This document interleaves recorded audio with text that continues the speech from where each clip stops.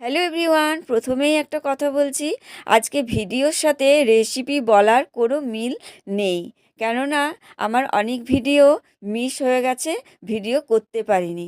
সেই জন্য রেসিপিটা আমি মুখে পুরোটা বলে দেব। তো যাই হোক, চলো, আজকে আমি একটা রেসিপি বানিয়েছি, দুধ পুলি। অনেকের মুখে শুনেছি দুধ পুলি বানালে যত দিন যায় পুলিগুলো শক্ত হয়ে যায়, কিন্তু আমার মা যেভাবে পুলিটা বানায় সেই পুলিটা তুমি 2-3 দিন খেলেও পুলিটা একদম নরম থাকবে। তো কিভাবে বানিয়েছি শুনে নাও। তো প্রথমে কড়াইয়ে লবণ দিয়ে জলটা একদম টকবক টকবক করে ফুটবে। তারপরে সেই ফুটন্ত জলের মধ্যে অল্প অল্প করে চালের গুঁড়োগুলো দিতে হবে। চালের গুঁড়োটা দিয়ে কড়াই থেকে নামিয়ে একদম আটার মতন করে ভালো করে ঠেসে নিতে হবে। তারপরে ওটাকে ভিজা কাপড় দিয়ে ঢেকে রাখতে হবে। তারপরে এই যে চালের গোলাগুলো, চালের মাখাটাকে গোলা করে করে অল্প অল্প করে পুর ভরতে হবে, যেমনটি আমার মা এই পুরগুলো ভরছে। ভরে নানান রকমের ডিজাইন করতে পারো, যে যেমন পারো ডিজাইন করবে। তো মা এইভাবেই বানাচ্ছে। মায়ের ডিজাইনটা দেখো কীরকম, মা ডিজাইনটা বানাচ্ছে। এই ডিজাইনটা নাকি সচরাচর কেউ বানাতে পারে না। তো যাই হোক, তোমরা দেখে নাও কিভাবে বানাচ্ছে। তো তোমরা কিভাবে দুধ পুলি বানাও অবশ্যই কমেন্টে জানিও।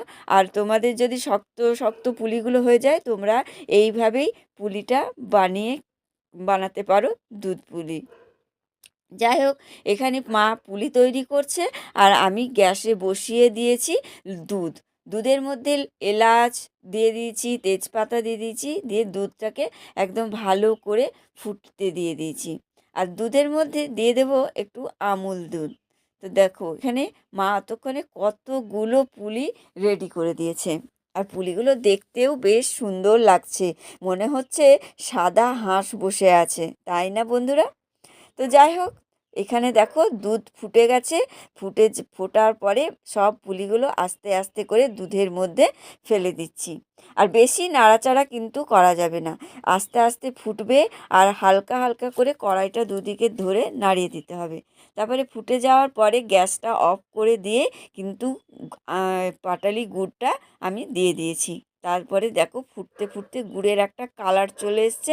তারপরে মা সব ওগুলোকে হাতায় করে করে পুলিগুলো একটু মানে ডুবিয়ে দিচ্ছে। বেশি নাড়াচাড়া করলে পুলিগুলো কিন্তু একদম ভেঙে যাবে। এইভাবেই আমরা দুধ পুলি বানাই। তো তোমরা কিভাবে বানাও অবশ্যই কমেন্টে জানিও। তো আমার রেডি হয়ে গেল দুধ পুলি। আর তোমরা যদি ভিডিওটা ভালো লেগে থাকে, লাইক কমেন্ট শেয়ার করে দিও।